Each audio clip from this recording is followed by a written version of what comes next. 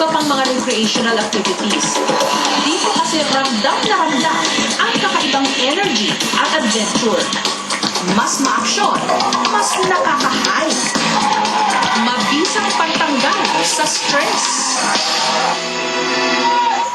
Sina Shai, Vivo at Choi, mga architect at interior designer. Sa hapong ito, may kakaiba sila pinaplano. Ang pagpaalis daw ng kanilang stress, ang paglalaro ng airsoft gun. Kinagabihan, sa isang abandonadong eskwelahan sa Quezon City, animoy sasabak sila sa giyera.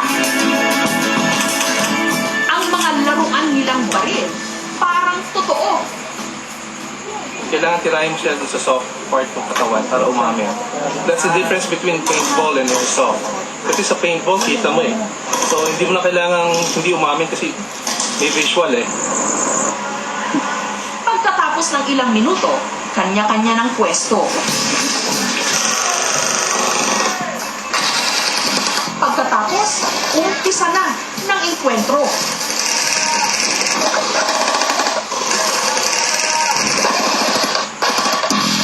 Parang eksena sa pelikula.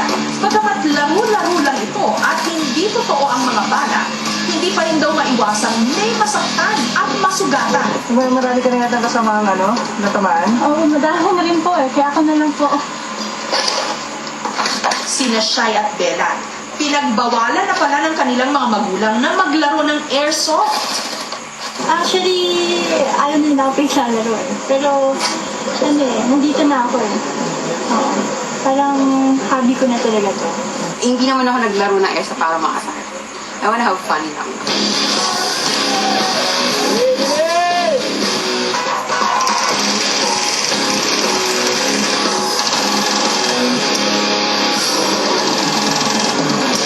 Katulad ng inaasahan, may mga hindi pabor sa ganitong klase ng laro. Pag nakita ng bata yung ginagawa yun ng tao, gagawin din yan. But these are children. And children are impressionable and it's true that they copy.